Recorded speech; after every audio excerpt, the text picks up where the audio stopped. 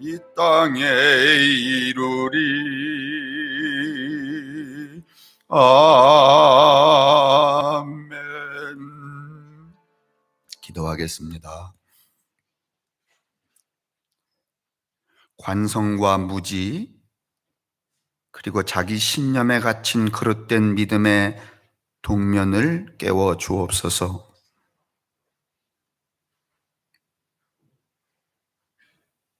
봄이 되어 나뭇가지 그리고 새들 봄바람이 각각 제 몫을 따라 자리를 지키듯이 우리들 모두 오늘 내 몫을 알아 존재의 자리를 지키게 하시고, 그렇게 함으로 창조주이신 하나님의 질서를 존중하게 하옵소서. 손을 대기만 해도 나을 것이라던 혈루증 앓던 여인의 그 믿음처럼 오늘 이 시간 저희들이 마음속에 당신의 음성이 내 속으로 들어오고 또 당신이 눈길과 부딪히기만 해도 우리 몸과 영혼과 삶에 감전이 일어나 기도하는 무릎과 또 겸손하게 모은 부끄러운 손길에 하나님이 임재하신다는 사실을 믿음으로 받게 하여 주옵소서. 그렇게 함으로 모든 질병과 고뇌와 반복하는 고통의 질고에서 저희들을 구원하여 주옵소서. 예수님의 이름으로 간절히 기도합니다. 아멘.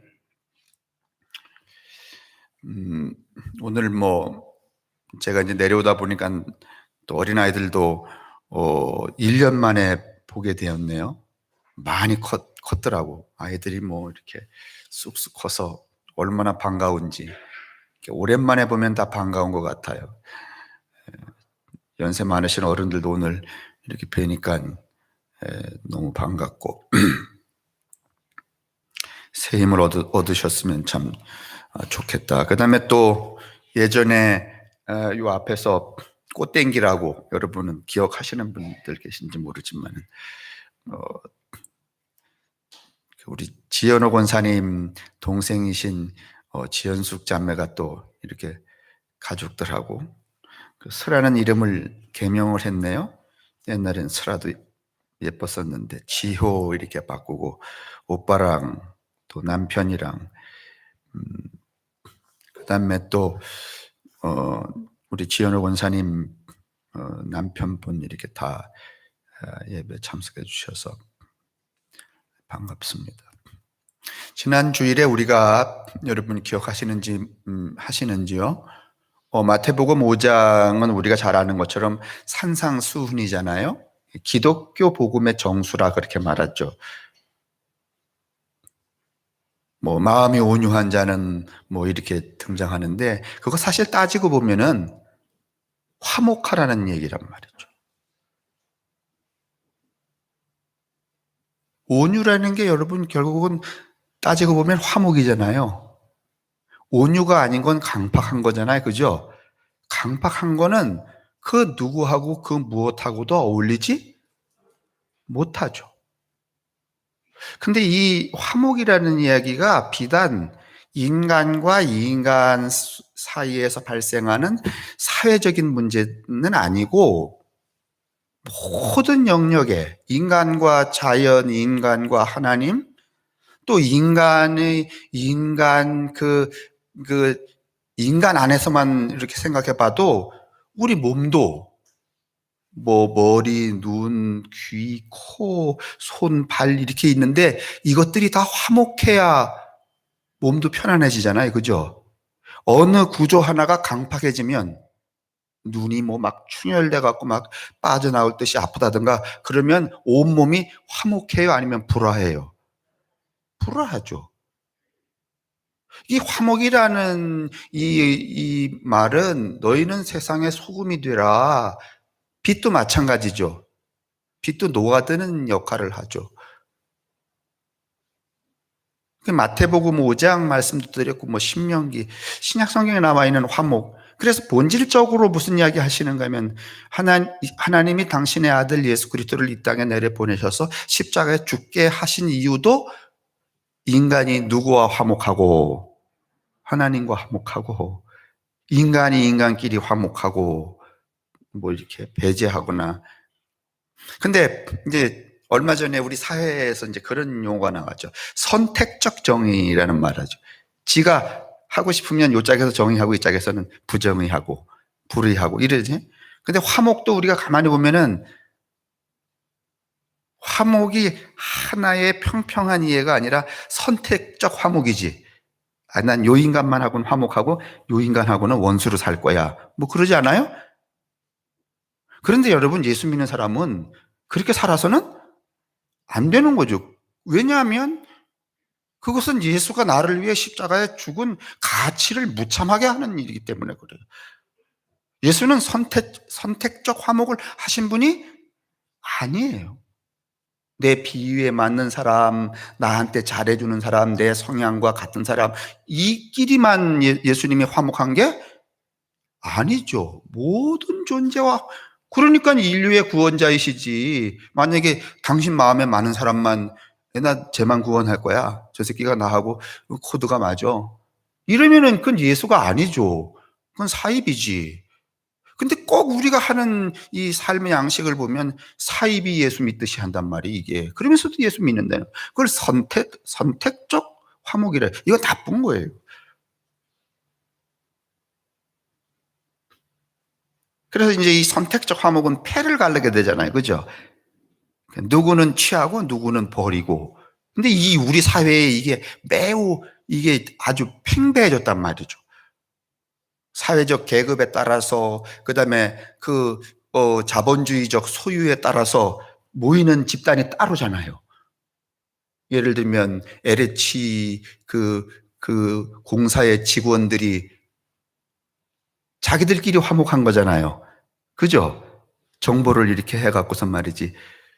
뭐 아직 드러나진 않았지만은 이 선택적 화목이, 선택적인 이 소위 말하면 그룹이 아주 유용한 정보를 자기들끼리만 소유하게 되고. 그래서 지난번에 제가 그림 몇 개 이렇게 보여드렸잖아요. 근데 기독교는 이렇게 하면 안 되는 거죠. 그 얘기 이제 우리가 잔뜩 하고서는 이제 지방에 갔는데,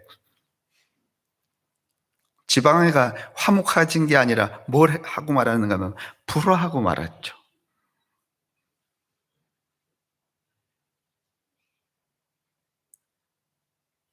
여러분은 좀 뭐 그게 생경할지 모르지만 저는 이 목사 노릇 40년 동안에 한 번도 좋은 꼴을 본 적이 없기 때문에 나는 그냥 그러려니 해. 그 제가 늘 말하잖아요. 별로 기대하는 것도 없다. 그 다음에 또 제가 조금 심하게 그 언어적 표현을 하면, 여러분은 그래도 지옥에 갈 가능성 없다 말이지. 지옥은 다 대표로 누가 간다? 아이, 제가 누차 얘기했잖아. 지옥은 그러니까 우리 중에 누가 간다? 나하고 민 목사하고만 갈 테니까 여러분들은 마음 놓고 사셔도 괜찮단 말이지. 그렇다고 여러분 이걸 꼭 믿으면 안 돼요? 그렇다는 거지. 야, 뭐 우리 교회 갔더니 지옥은 목사만 간대더라.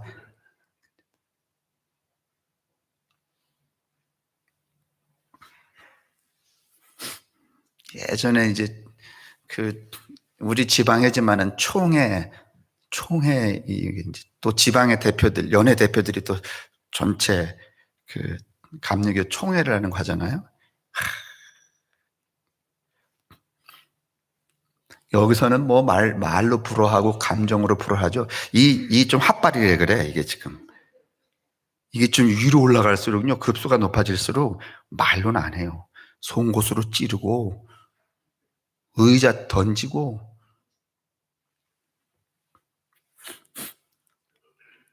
제가 그때 여러분 그 총회 갔다 와서 무슨 얘기 말씀드렸는가 하면, 차라리 이따위로 예수 이름 걸고 할 바에는 내가 청계천 가서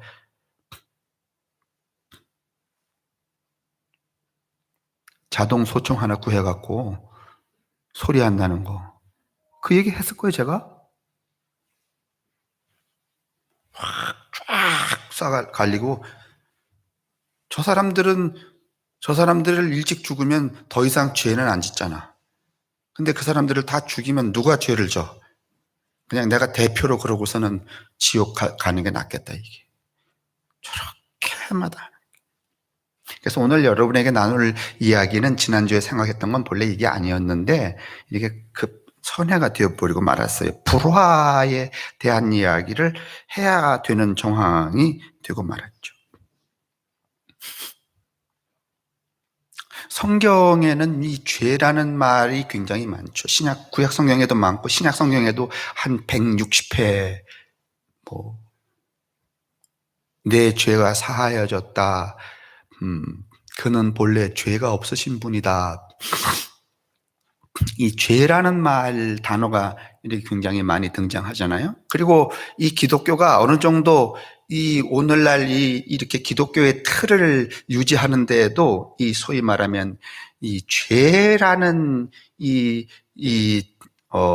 guilty, 그러니까 죄의식을 자꾸 이제 주입함으로써 이 공동체를 조직, 확장, 확대, 유지하는데 굉장히 많이 작용을 했죠. 나쁘게 작용을 했죠. 그런데 이 죄라고 말할 때 이 죄가 우리가 이제 성경 공부할 때도 여러분이 들으셨겠지만은 그냥 들으시면 알아요. 이 하마르티아라는 말이에요. 하마르티아. 아마 여러 번 들으셨을 거예요. 근데 이게 이 하마르티아라고 하는 이 죄의 이 하마르티아는 명사형이에요. 그러니까 어떤 사태를 표현할 때 그게 하마르티아고, 이게 어떤 상황으로 작동을 할 때 동사형은 뭔가 하면 하마르테마라는 거예요. 그게 뭔가 하면은 불찰이에요. 다시 말하면 죄, 여러분, 죄라는 단어는 이렇게 동사로 말하면 불찰이라는 뜻이야. 자, 그러면 여러분 생각해 보세요. 죄라는 단어가 더 무거워요? 불찰이라는 단어가 더 무거워요? 여러분 그냥 느낌에 죄 하는 것보다 이건 불찰이야, 어느 쪽이 더 가벼워요? 본래 하마르티아는 여러분 불찰이라는 거야. 불찰. 여러분 불찰은 한 번 저지르면 영원히 복구하기가 어려워요? 아니면은 다시 그 짓을 안 하면 돼? 그러니까 여러분 이 하마르티아라는 말을 좀 바꾸셔야 돼요. 나 죄 졌어. 그러면 영원히 찍혀갖고서 여러분 회복 불능이 아니야. 그걸 여러분 좀 다르게 해석할 필요가 있어요. 나는 불찰이 일어났어. 지난해 내가 농사 지었는데 불찰할 수 있잖아요. 그러면 지난 한 해 농사 여러분 불찰해서 실수해서 이렇게 잘못 졌다고 영원히 굶어 죽어야 돼? 예? 넌 죄진 놈이야, 죄진 놈이야. 계속 죄인의 낙인을 찍어야 돼요? 아니, 지난해 농사 한번 내가 불찰로 농사가 패농했어. 그러면 계속 일평생 너는 죄인이야 이렇게 낙인을 찍어야 돼? 아니면은 불찰을 극복했으면은 지워버려야 돼? 이게 기독교예요, 여러분. 근데 자꾸 이 불찰이라는 이 해석을 안 쓰고 자꾸 죄라는 해석을 한번 이게 낙인 찍는 것으로 자꾸 쓴단 말이죠. 하마르테마라는 말이 그렇단 말이죠. 이게 죄는 불찰이에요. 근데 불찰이라는 말은 무엇인가 하면은 하마르티아라는 말이 관역을 빗나가다 이런 뜻이에요. 여러분 한번 화살 쏴서 관역을 빗나갔으면 그냥 너는 실격 이래야 돼? 아니면 다시 한번 쏴봐 이래야 돼? 근데 여러분 예수님이 성경에 보면은요, 늘상 특별한 짓도 하지 않았는데 세상에서 유대교가 그다음에 사회적인 이 장치로 저 죄인 온다 말이죠. 죄인 창녀가 온다 이렇게 했을 때 예수님이 그 창녀가 뭐 회개하고 말이지 나 더 이상 안 할게요 각서 쓰고 이래서 예수님이 내 죄를 사했다 그랬어요? 아니면 그냥 내 죄를 사했다 이렇게 했어요? 그거 이해되세요? 그게 왜냐하면 한 번 낙인 찍으면 끝나는 죄가 아니라 불찰이기 때문에 한 번 화살 쏘았는데 그거 관역을 안 비껴가 안 맞았어요. 그러니까 명중을 못 시켰어. 그러면 그 옆에 있던 사람이 예수님이 아이 한 번 더 쏴봐. 이래야 돼요? 아니면 끝 이래야 돼? 아이 여러분의 자식이 뭘 한 번 해봤는데 하라 그랬는데 관역의 명중을 못 시켜서 성공을 못했어. 그러면 넌 한 번 저 불찰이 일어나서 관역을 못 맞췄으니까 이제부터 내 새끼 아니야. 이렇게 파버려요? 아니면 에이 한 번 더 쏴봐 이래요. 그게 내 죄를 사했다야. 할렐루야? 아이 성경에 보면 예수님이 내가 네 죄를 사했다 이렇게 얘기할 때 뭐 조건이 있어서 조건을 가지고서는 사야 준 거야? 아니면 그냥 막 해? 막 한다 그러니까 또 여러분이 그렇지만은 여러분 자녀가 실수하면 한 번 더 해봐 이렇게 하잖아요. 그러면 그거는 뭘 각서를 받고 하는 거야? 막 하시는 거야?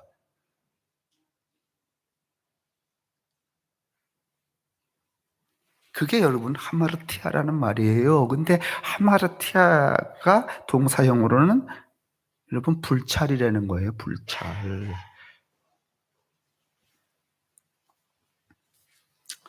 그래서 어떤 일에 불화가 생기는 것은 조화로움이 깨져버리는 것은 그 일을 시작하기 전에 이미 불찰이 있었기 때문이라는 거야. 여러분 생각해 보세요. 불화가 일어난 다음에 수습하기가 쉬워? 불찰을 제거하는 게 쉬워? 여러분 불화가 일어난 다음에는요 수습이 아유 여러분 지금까지 인생 사시면서 수백 번 경험하셨잖아. 일단 불화가 일어나면 수습이 돼요? 안 됩니다. 그래서 불화가 일어나기 전에 여러분 몸의 균형, 몸과 정신의 균형, 이게 불화가 일어난 다음에는 여러분 수습하기가 어렵습니다. 그러니까 불화가 일어나기 전에 불화가 일어날 소지인 불찰을 어떻게 해야 되는 거야?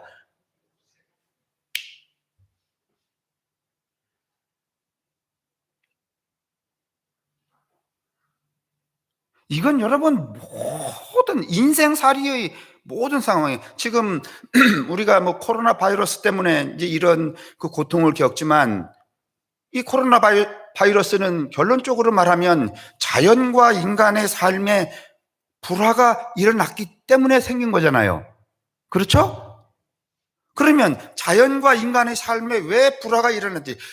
불화가 일어나기 전에 불화가 일어날 소지 불찰. 예를 들면 막 저렇게 안마상 까재겨가고 거기다 22층 아파트 세우고 저기 22층 아파트 온대잖아요. 그래도 제가 학궁이 사는 희망은 뭔가 하면은 안마산 아침에 일어나서 안마산 보고 저녁에 해가 질 때 아스름하게 그 아름다운 곡선의 그 안마산에 있는 걸 희망하고 지금까지 살았는데 22평 탁 세워놓으면 제가 제 마음속에 야 이제 죽어야 되나? 여러분 저렇게 불찰을 저지르면 불화가 생겨요 안 생겨요? 생깁니다. 그러면 불화가 생긴 다음에 고쳐야 돼? 아니면 불찰부터 제거를 해야 돼?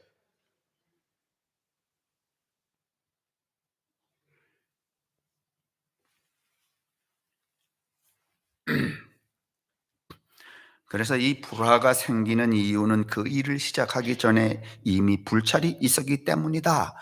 이렇게 말한 사람은 누군가 하면 아리스토텔레스라는 사람이에요. 기원전에 살았던 분이죠. 그러므로 이제 근데 이 얘기를 어디서 하는가 하면은 설교 때 하는 게 아니라 이 아리스토텔레스의 정치학이라는 책에서 해요. 이 정치학이라는 책은 마치 뭐와 같은가 하면은 마키아벨리의 군주론, 그 다음에 노자의 도덕경과 같은 거예요. 세상을 이롭게 하는데 지도자는 어떻게 할 것인가? 이 인간아 불화가 생긴 다음에는 수습이 안 돼. 그러니 지도자는 불화가 생기기 전에 불찰이 뭔지를 탁 파악하고 그거부터 정리해야 돼. 이 말을 하는 거예요. 지금 이 아리스토텔레스가, 마키아벨리가, 노자가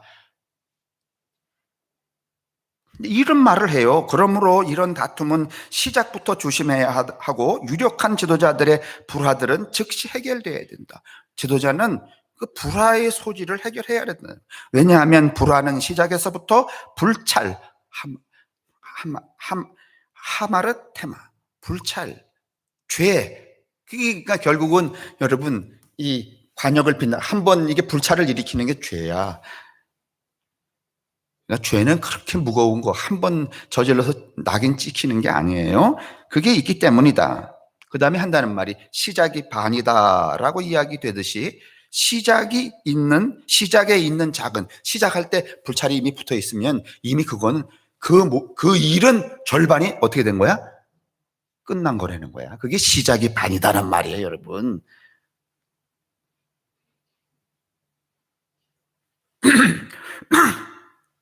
그러니까 시작이 반이다라는 말은 이 아리스토텔레스가 한 말이에요. 근데 그걸 왜 했는가 하면 시작할 때 불찰이 붙어 있으면 아무리 잘해봤자 이미 반절은 다 끝난 거라는 거야. 성공할 수 없다는 거야. 그러니 시작할 때 불찰이 붙어 있지 않게 하는 것을 지도자는 간파하고 불찰을 제거해야 된다. 그 불찰이 뭐냐?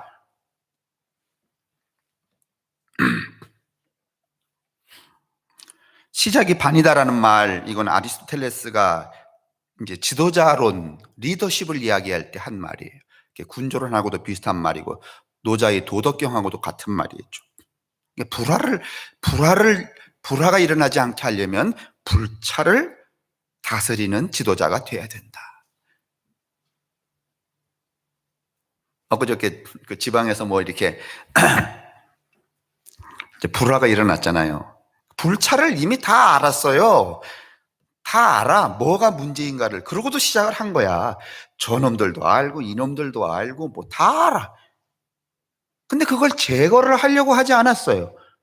그러면 여러분 어떤 현상이 생기는가 하면 고통이 계속, 상처가 계속 일어납니다. 이제 어제 토요일 되니까 뭐 이쪽에서도 저한테 전화하고 저쪽에서도 전화하고,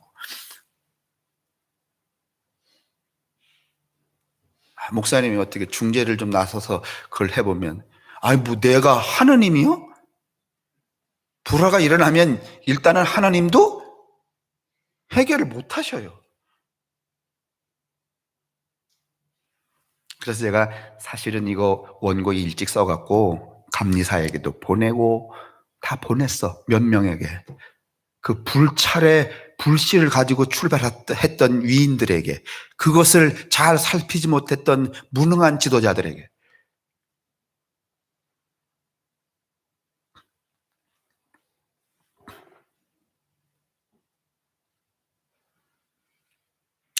그런데 여러분, 그러면 불찰이 뭔가를 또 봐야 되잖아요.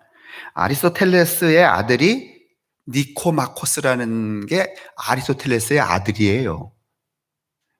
이 아리스토텔레스가 이런 훌륭한 이야기를 많이 하니까 이 자기 아들인 니코마코스에게 세상의 윤리, 질서는 어디로부터 오는가? 그래서 그것을 니코마코스 윤리학이라 그래요.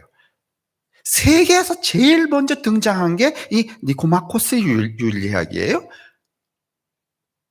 그런데 이 아리스토텔레스가 불찰이 뭔가 하는 이야기를 이 자기 아들에게, 이 10권으로 되어 있는 책에 니코마코스 윤리학이라는 게, 여러분은 필요도 없기 때문에 오늘 보여드리려고 하지도 않았어요. 근데 그 책에 뭐라고 말하는가 하면 불찰을 이렇게 설명을 해요. 이유 없이 입게 되는 상처, 왜 까닭도 없이 이렇게 무슨 고통이 오잖아요. 그걸 불운이라 그래요. 불운. 나 불운했어. 그건 별로 이유가 없는 거예요. 그런데 이유가 있어서 생기는 고통을 불찰이라 그래. 이유가 없이 당하는 고통은 불운이라 그러고, 이유가 있어서. 그런데 여러분, 그 이유는요, 누가 만들어내는가 하면 다시 말하면 내가 내 신체 중에 어느 한 부분이 아파. 그건 불찰이야. 근데 그게 이유가 없을까 아니면은 이유가 있을까? 지난밤에 제가 어제 아침 잘 안 먹으니까 잔치집 갔다가 얼마나 음식이 잘 나오는지. 그다음에 또 손님이 없어갖고 그 뷔페가 말이지. 뷔페 차려놓고선 일하는 사람들이 너무 미안한 거야. 손님이 없어서. 이해 안 되시죠? 그래갖고 저하고 같이 간 사람이 그 하객이 거기 앉아갖고 4접시를 먹었어. 저 뷔페 그렇게 많이 못 먹어요. 그랬더니요, 몸이 화목해졌을까요? 아니면 밤새 엉망진창이었을까? 내가 당하는 그 불찰을, 그 상처를 가져오는 불찰은요, 고통을 가져오는 불찰은요, 이유가 있어요. 이유가 있이 생기는 거예요. 그 이유가, 근데 대부분은 누가 만들어? 지가 만들어. 근데 우리는 이제 이렇게 내가 상처가 되는 불찰에 가면서도 그 이유가 나 때문이라고 생각질 않는 거야. 나 때문이면 내가 그거를 제거하기가 쉬운데 저 인간 때문이면 저 인간이 죽어야 끝나는 거잖아. 그러면 끝나지 않으면 계속 고통이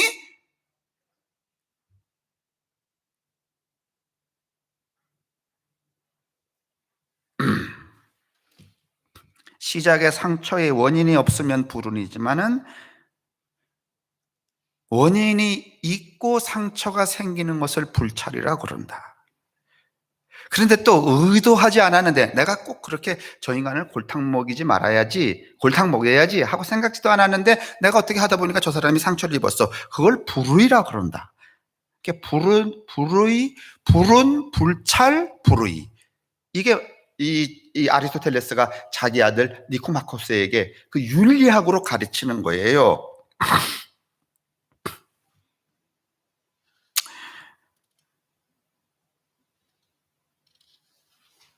자, 오늘 이렇게 말해요.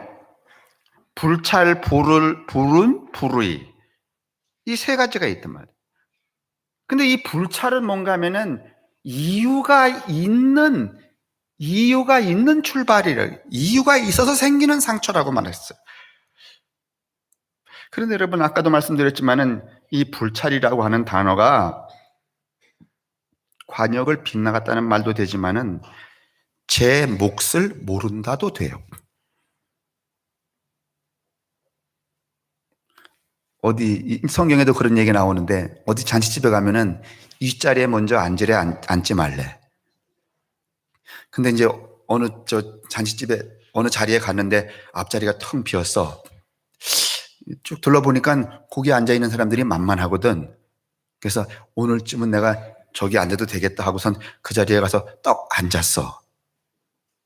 그런데 좀 지나니까 진짜 그 자리에 앉은 사람이 떡 왔어.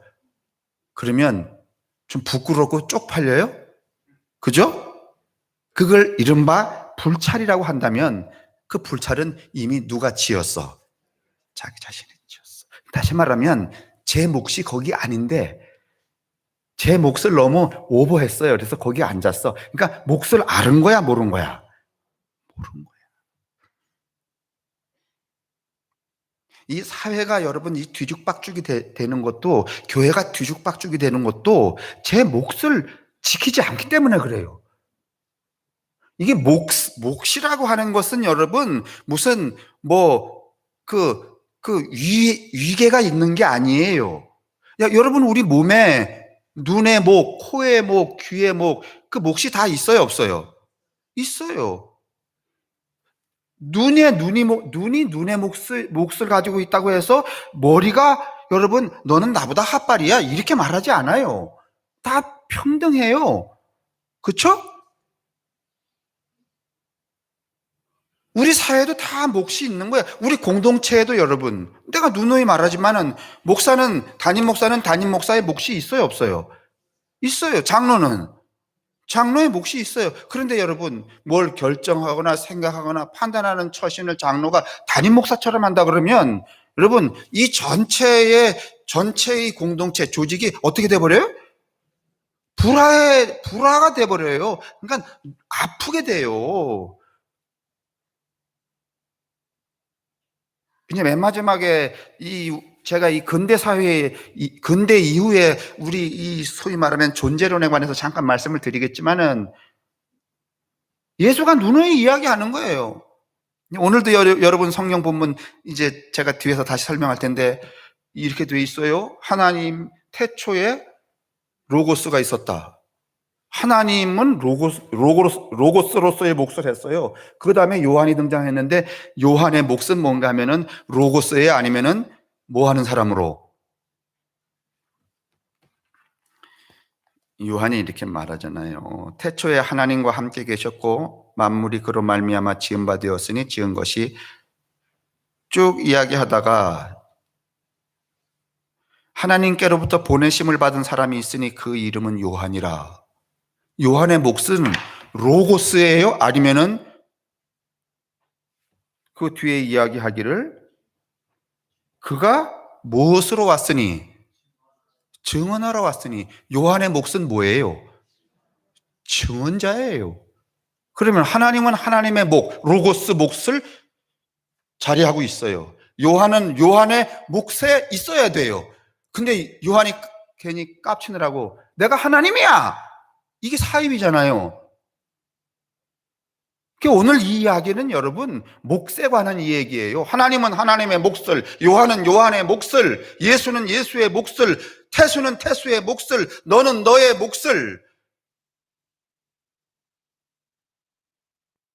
이게 제 몫을 못 찾아가는 게 불찰이야.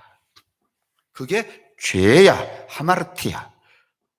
제 몫을 못 이루는 게 관역을 제대로 쏘지 못한 거야.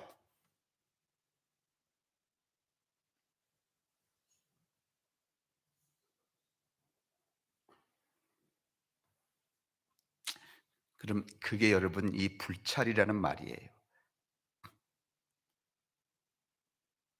그런데 이 불찰은 여러분, 이 하마르테마라는 이 말은 여러분, 이 불찰은 자기가 그 불찰로 인해서 상처받은 이유를 망각한다고 그렇게 말해요. 자꾸 망각하는 거야. 제 몫을 망각해. 왜 그 일이 자꾸 반복이 되는가 하면 제 몫을 자꾸 망각하는 거야.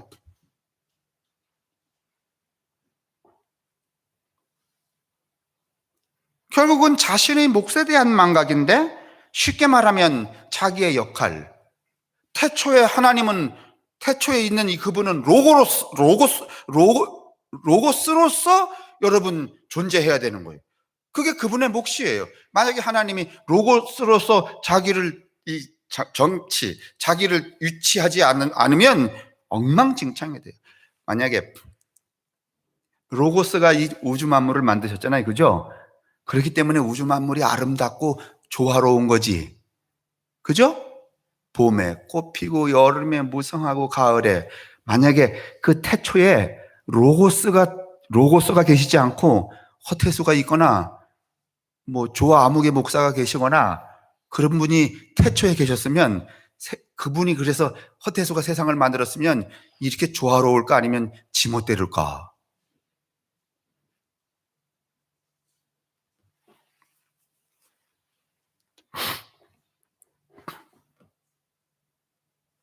그러니까 뭐 지위, 역할, 그다음에 무슨 소유도 마찬가지예요. 여러분 우리도 가만히 보면은 그 욕망이라는 게 그 옛날 어른들이 이야기하잖아요. 우리가 뭔가 이렇게 열심히 돈을 벌고 아니면은 뭐 명예를 얻고 하는 것도요. 자기 몫이 있을까요, 없을까요? 다시 말하면 허태수라는 사람이 얻게 될 명예의 몫이 있을까요? 아니면 그냥 욕심만 부리면 대통령도 할 수 있을까? 그럼 쉽게 말 허태수가 여러분 기도하고 말이지 욕심 부리면 대통령 될 수 있다. 1. 어림도 없다. 2. 넌 그래봤자 성함께 담임 목사로 있다가 끝날 거다. 3. 네? 그 말은 무슨 말인가 하면 우리 이 존재론적으로 존재에게 소유, 돈을 버는데도 몫이 있는 거야. 어느 만큼까지만. 그죠? 우리가 뭐 삼성 회장만큼 벌 수 없지. 추구를 하고 말이지. 뭐 예배도 빼먹고 말이지. 사기도 치고 교인 등떼기도 막 이렇게 후려치면서 말이지. 악착같이 벌어봤자 제 몫이 있어요, 없어요? 우리 새끼들 가만히 보면은 그 새끼들 살아가는 거 보면 몫이 있어, 없어? 지가 난 그 애새끼들도 다 몫을 따라 살잖아요. 그 몫은 뭔가 하면 소유에도 해당이 되는 거고 지위에도 해당되는 거고 명예에도 해당이 되는 거잖아요. 그죠? 근데 지금 우리 사회는 그 자기 몫을 알아, 분수를 알아야 아니면 그냥 무한이야. 무한이야. 뭐 주식을 똑바로 사면은 막 20억, 30억, 50억, 60억, 70억. 이 빌어먹을. 그러니까 이게 엉망진창으로 말이지. 부조화가 일어나갖고서는 누군가는 아프고 절망하고 그냥 그 애들을 데리고선 그냥 죽고, 그리고 결국은 이렇게 코로나가 우리한테 들이닥쳐서 말이지. 네 욕망이, 네 분수가, 네 몫이 그렇게 무한하지 않단 말이지. 그거 빨리 알아라. 이렇게 지금 말해주고 있는 거 아니겠어요?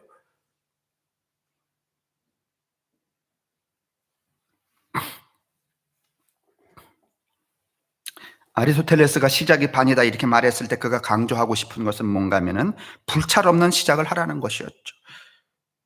그 불찰을 없는 시작을 하라는 말은 몫을 제대로 알고 너의 인생을 살아라.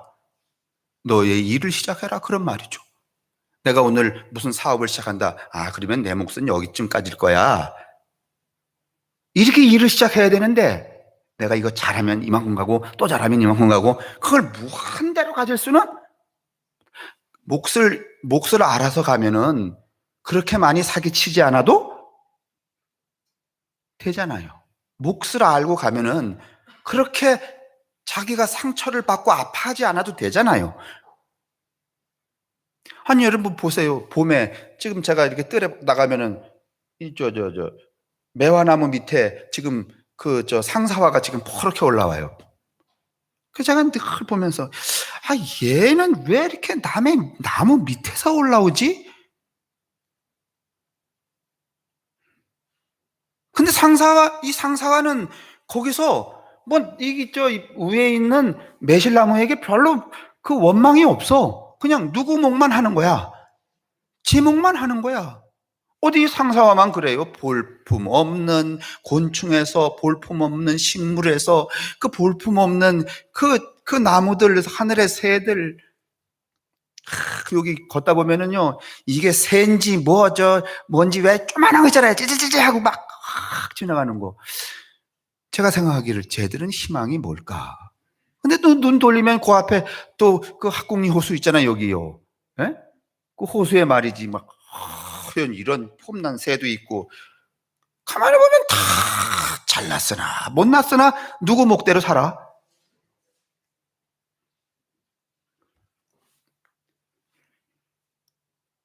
만약에 그 요만한 새가, 에이씨, 난 이거 아니야. 그래서 이제 청둥오리가 될 거야.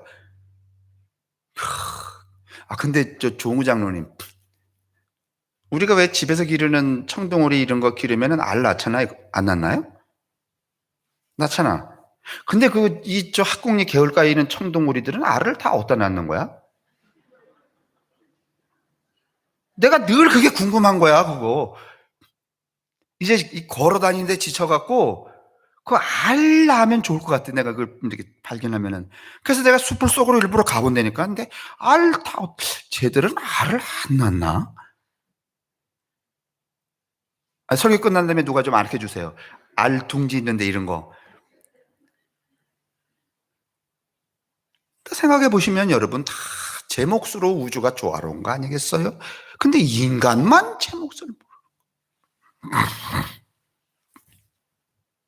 인생의 몫도 있는 거고 삶의 몫도 있는 거고 다 자기 몫이 있는 거잖아요. 근데 자기 몫을 모르는 게 하마르티아야. 관역을 빗나가는 거야. 그게 뭐다? 죄.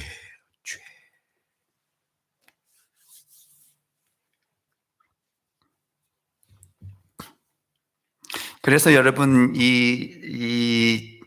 어, 우리가 오늘날 이 사회학에서 그 사회적인 지위가 있는, 뭐 돈이 있거나 명예가 있거나 지식이 있는 사람은 그 사회에 맞는 역할을 하라고 하는 말을 노블리제 오블리주 이렇게 말하잖아요. 예? 그거 따지고 말하면 지 목만 다해라 그런 뜻이에요.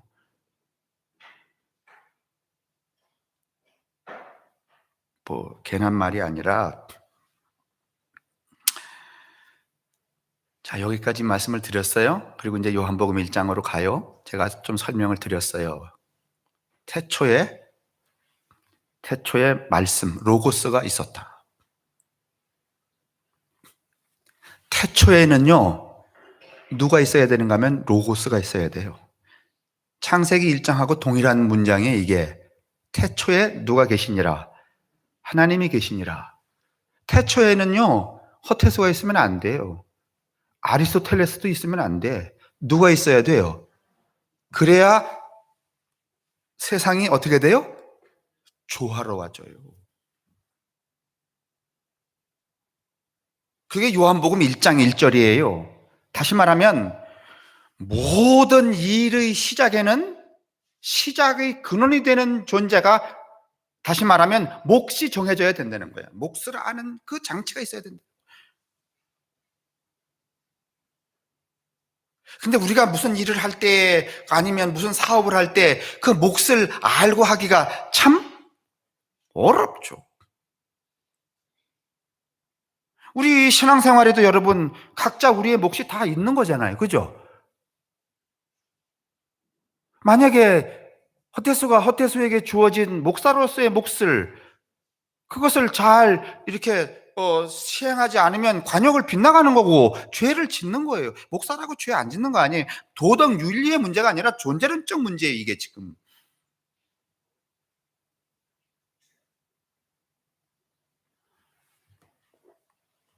요한복음 1장 1절은 사실 창세기 1장 1절하고 같은 거예요. 태초에 말씀이 계시니라. 이게 요한복음이죠. 태초에 하나님의 천지를 창조하시니라. 이게 창세기. 하나님이 천지를 창조해야 되는 거예요. 그게 하나님의 몫이야.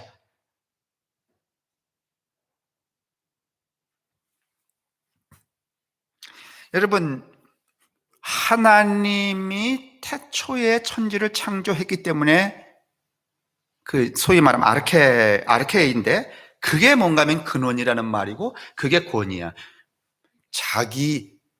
자기에게 부여된 그 몫을 잘 지킬 때 뭐가 세워지는가 하면 권위가 세워지는 거예요.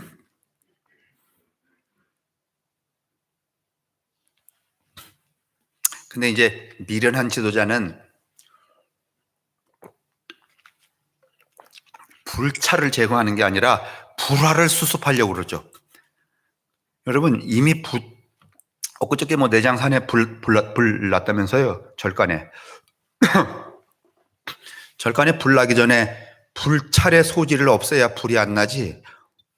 불이 난 다음에 내가 주진데 말이지 이 불을 어떻게 꺼야 되는데 하고서는 물통 들고 들어가면 불을 꺼, 아니면 지가 꺼져.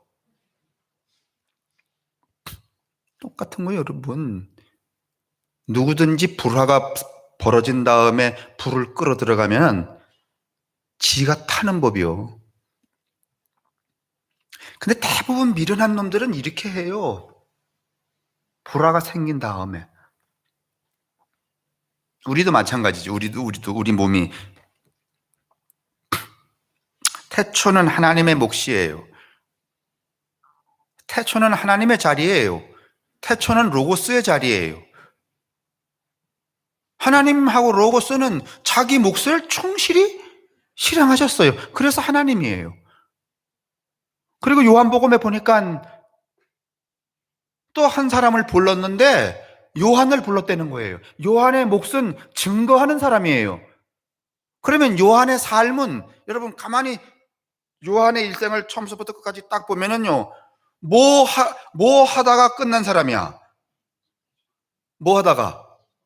자기 목 살다가 끝낸 사람이에요. 맞습니까? 아닌가요? 그럼 예수의 몫은 뭐야? 인류를 뭐하는? 구원하는 거예요. 그 구원하는 그 몫을 다 하신 거야, 그분은. 그렇죠? 이거를 여러분 창세기 1장, 요한복음 1장, 그리고 이 세례 요한을 통하여 우리에게 이 첫머리에 밝혀주는 이유는 여러분, 야, 이거 보면서 너 몫이 무엇인가? 너 인생의 몫이 무엇인가? 네 존재론적 몫이 무엇인가? 빨리 깨달아라. 그리고 너는 그 몫을 따라 일을 하고 몫을 따라 사는지 빨리 성찰하라는 뜻으로 창세기 1장 1절, 요한복음 1장 1절에 이 문맥을 다 고정화시킨 거예요. 아주 명징한 우리 모든 존재들의 한결같은 거울이에요, 이게.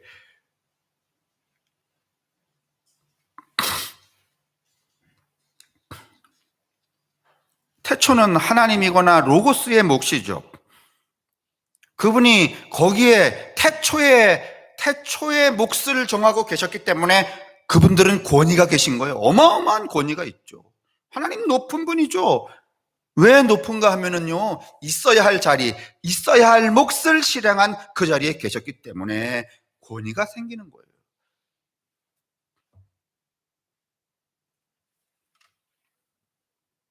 우리 몸도 마찬가지잖아요.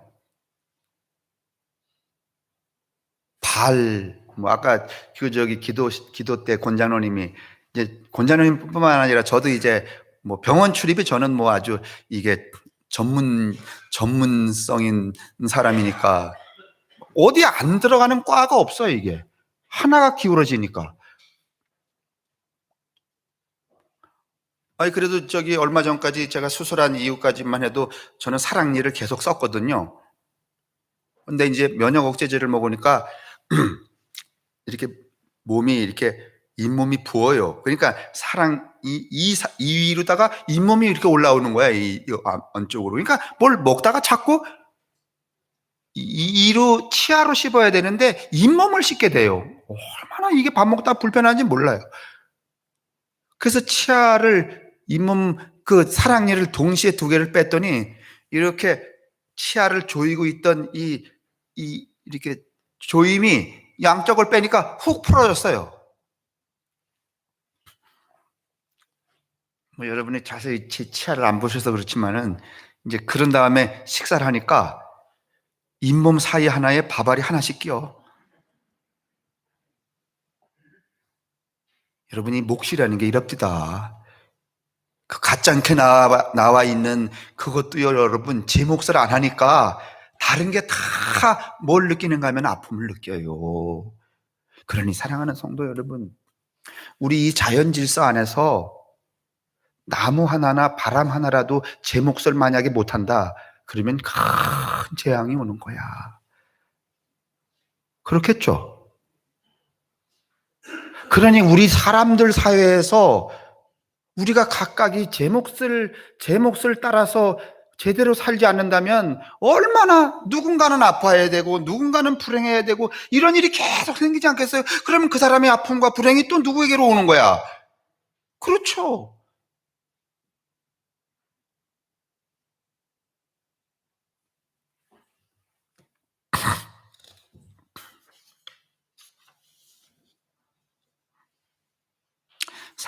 사람이 몸이나 정신, 공동체 안에서 이렇게 화목하지 못하고 고통스럽다면, 우리 사회가 이렇게 고통스럽다면 우리는 각각 이 태초의 이 지구 안에서 만들어진 생명체들의 자기 몫을 좀 생각해 봐야 돼. 엊그저께 어느 목사님 만났더니 아들이 서울에서 학교를 다니는데 갑자기 이 남자아이인데 갑자기 얘가 비건 채식주의자가 됐대요. 집에 내려오면 우유도 안 먹고 뭐 멸치 국물 낸 것도 안 먹고 그냥 채식만 먹는데, 그러니까 이 아들만 오면은 집안이 말이지 이거 어떻게 해야 되는지.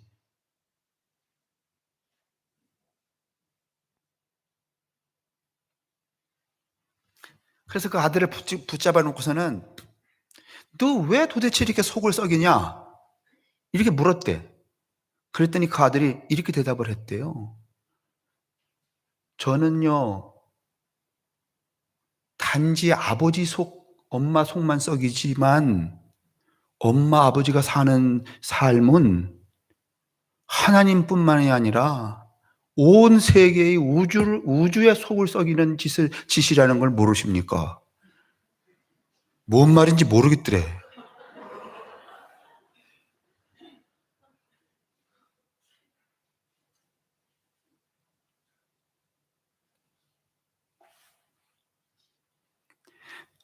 저도 이제 뭐 그렇게 많은 육식주의자는 아니지만은 이게 닭 먹을 때마다 정말 미안해요.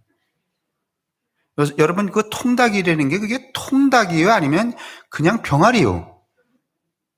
30일 된 병아리입니다, 여러분. 닭이라고 할 게 없습니다.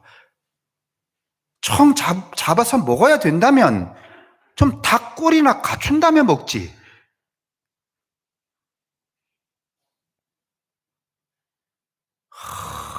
진짜 춘천에 말이죠. 이 닭갈비집에서 그 해 제키는 그 닭의 목숨이 하루에도 얼마나 되겠습니까?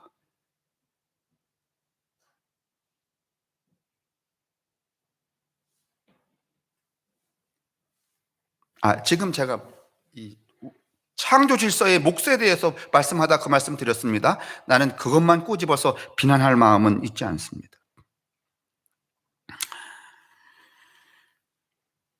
그렇게 내 몫을 염두에 두기만 하면 벌써 화목의 절반이 시작이 돼요. 고통이 절반은 줄어들어요. 인생과 우주가 아름다워질 수 있어요.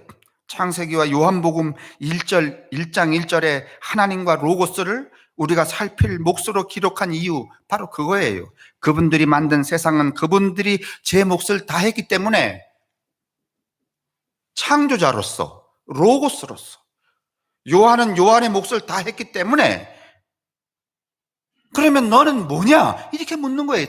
창세기 1장과 요한복음 1장이 이 거울로 나를 살필 때 존재의 화목은 인생의 각 영역에서 내 몫을 아는 데서부터 출발을 한다. 지금 이제 우리가 좀 늦은 것 같지만은 좀 생각해 봐야 돼요. 나는 내 몫을 따라서 이 우주 안에 하나님의 질서 속에서 우리 공동체 안에 그리고 내 몸을 유지하며 살고 있는가. 그 몫이 흐트러지면은 여러분 상처, 고통이 일어나요. 그 고통이 계속 일어나는데도 불구하고 불찰을 제거하지 않으면 늘 고통 속에 살게 돼요.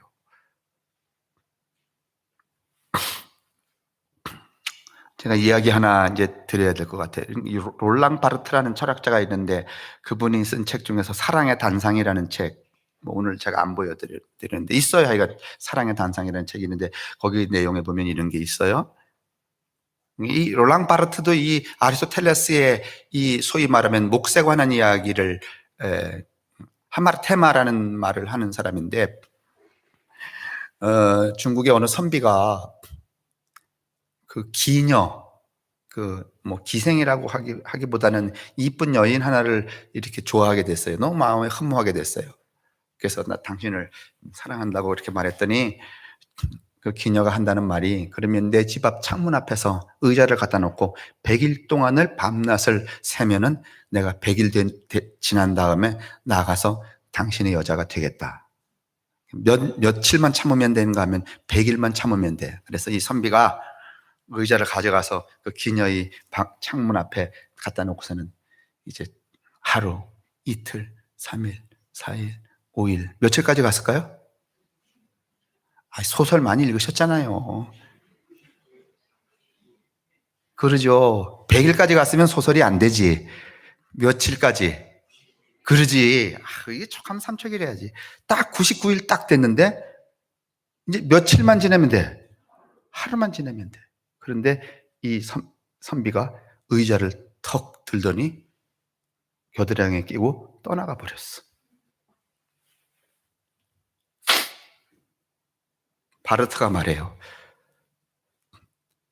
그 선비가 하루를 채우지 않고 99일을 다 까먹은 채로 의자를 들고 자리를 떠난 이유를 말하라. 한병천 말해보세요. 왜 떠났겠어요? 지금까지 제가 한 설교를 쭉 이렇게 근거로 해서 Yes, okay. 그제서야 99일 만에 제 몫을 파악했기 때문에 그래요. 왜냐하면 하루를 더 지냈더라면 기녀를 얻었을 수는 있지만은 그게 불찰의 요소가 되어서 인생 절반을 다 불화로 까먹을 가능성이 있었거든요. 롤랑 바르트의 얘기.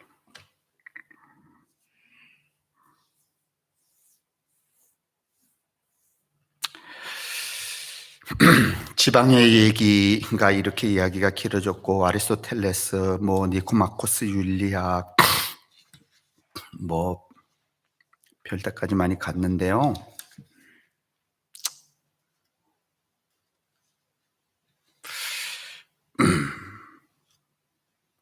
이제 요즘에 이제 무슨 뭔 이야기가 등장하는가 하면 우리가 이렇게 자기 몫을 모르고 욕망의 삶을 살다 보니까 이제 어떤 양태가 되었는가 하면은 사회가 위계화되었어요. 여러분 요새 그 무슨 운동선수나 무슨 텔레비에 나오는 그 배우들이나 학폭 얘기 나오잖아요. 예? 띠들이 패고 그러는 거. 그 왜 생기는가 하면은요.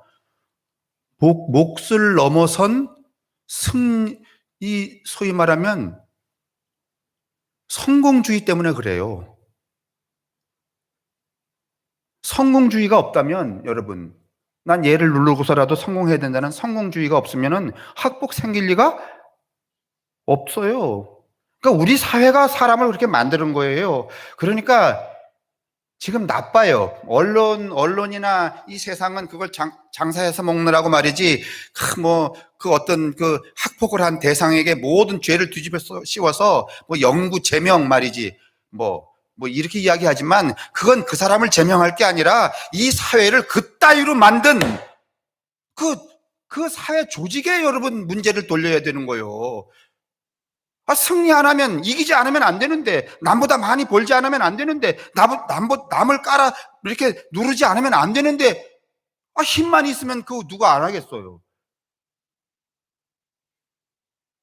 세상이 그렇게 돌아가도 말이지, 이 집단 지성이 말이지, 그건 이렇게 하면 안 된다고 하는 이야기가 나와야 되는데, 다 거기 박수 치고 말이에요. 이게 왜 생겼는가 하면 근대 이후에 여러분 이렇게 그 자기 몫의 삶을 이렇게 소위 말하면 하마르테마, 죄를, 불찰을 저지르며 살아가는 동안에 이 근대는 어떻게 됐는가 하면 이분법적인 사회가 됐어요. 보세요. 우리는 세상의 모든 것을 다 이렇게 따져요. 쓸모가 있다, 없다. 그러니까 쓸모가 없는 건 그 존재의 그 사물의 목도 없는 거야. 그죠? 쓸모가 있다, 없다. 낮다, 높다. 유익하다, 무익하다. 다 이렇게 이분법적으로 다 나눠. 그러니까 우리의 감정도 이분법적이 되고, 우리의 판단도 이분법적이 돼요. 이 인간이 나한테 유익한지, 이 인간이 나한테 유익한지. 그러니까 무익한 인간은 아예 하나님이 저 존재를 만들었든지 안 만들었든지 상관이 없어. 그냥 내 따발총을 받아야 될 그냥 관역일 뿐이야.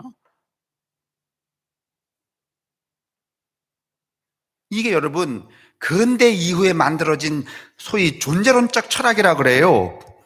이게 점점 이게 심화가 되는 거야. 그러다 보니까 여러분 이렇게 많이 배우고 아주 하이 클래스에 있는 이 사회 지도자들, 그 다음에 늘 고관대작으로 있던 분들, 이분들은 뭔가 하면은 아버지, 할아버지, 자기 자식이 다 그 지위에 늘 살아요. 그러다 보니까 우리처럼 여기 학국님 이렇게 364에 2번지 무슨 그 짜장면 한 그릇에 이 존재들은요, 별로 없어도 그 사람들의 의견을 안 들어도 자기들만으로도 세상이 어떻게 된다고 믿어요. 세상이 돌아간다고 믿어요. 그러니까 여기는 다 무익한 존재야. 쟤들은 그냥 저기서 알아서 정하면 되는 거야. 이게 여러분 불평등한 존재론이라고 말해요, 이걸.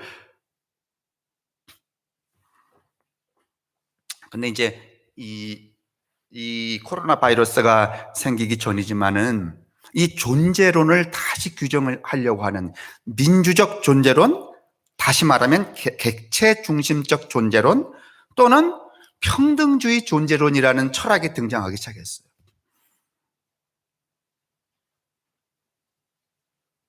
세상에 존재하는 모든 것들은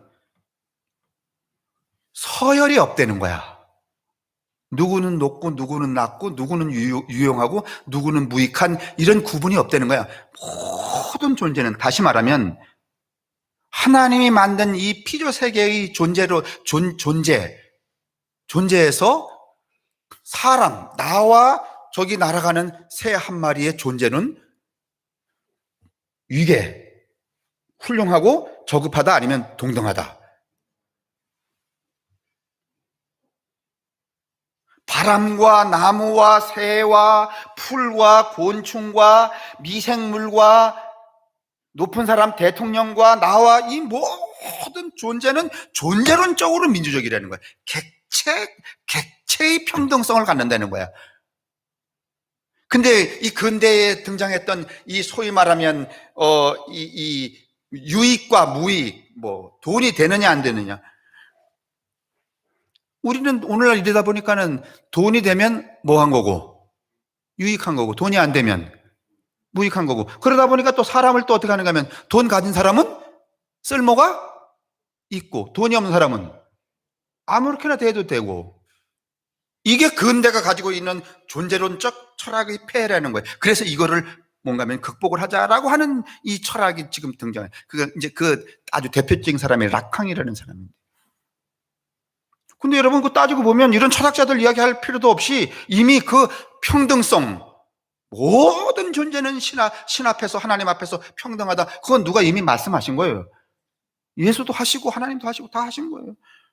그 기반 안에 우리의 기독교 신앙이 있는 거예요, 여러분. 그게 쉽진 않지만은요, 여러분 이런 사유와 사상과 철학으로 우리가 살았어야 된단 말이에요.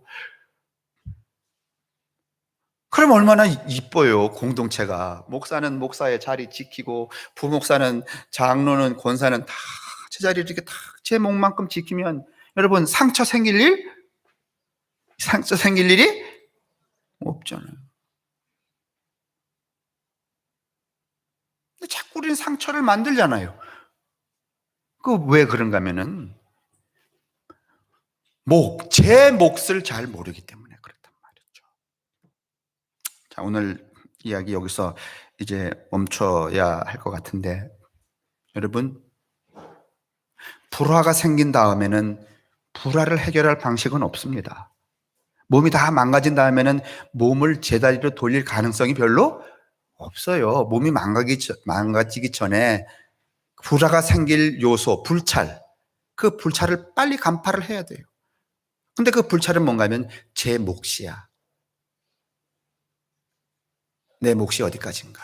그 몫에 충실하면 여러분 우리 각각의 몸도 또 관계도 인간관계도 사회도 공동체도 그다음에 이 자연 세계의 질서 안에서도 그 무엇도 여러분 서로 평화를 깨지 않아요. 우리는 아주 매우 통렬하게 지금 반성을 해야 돼요. 그러니까 이 편향적 화평에서 빨리 벗어나야 돼요. 사랑하는 성도 여러분, 또 특별히 오늘 예배 참석한 지난주에 지연숙교 연숙 씨 그 저기 안승려 안필숙 원사님 동생 안필숙 그 네 분 다녀가셨어요.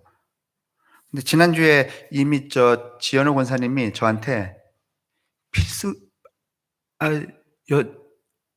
연숙이 온다고 저한테 얘기해갖고 제가 매우 기대에 부풀어서 이렇게 기다리고 있었거든요. 그래서 그 안필숙 그 사모님 와서 못 만나고 가면서 이제 전화는 했지만은 그때 내가 이야기했어요. 꽃땡기 연숙 씨가 이번 주에 교회 나온대. 제가 오늘 얼마나 기다렸게요. 혹시 안 나올까 봐. 오늘 식구들 지효 씨, 창호 씨, 지효는 어디 어린이집 나가는 거야? 어? 저기 고은이, 에? 고은이에 짜장라면 많이 심었어요 거기? 제가 걷다가 봤어요. 거기 있는 줄. 야, 저렇게 컸으니 오늘 너무 감사하고 특별히 오늘 이 설교의 이 모든 에너지가 우리 교우들에게 골고루 미쳐야 될 뿐만 아니라 특별히 오늘 이 지연숙 이 가정 위에 충만하기를, 그래서 몸도 삶도 가족도 정말 화평하고 화목할 수 있게 되기를 주님의 이름으로 축원합니다. 기도하겠습니다. 주님, 우리를 이끄사 당신의 화목과 화평 가운데로 인도하여 주옵소서.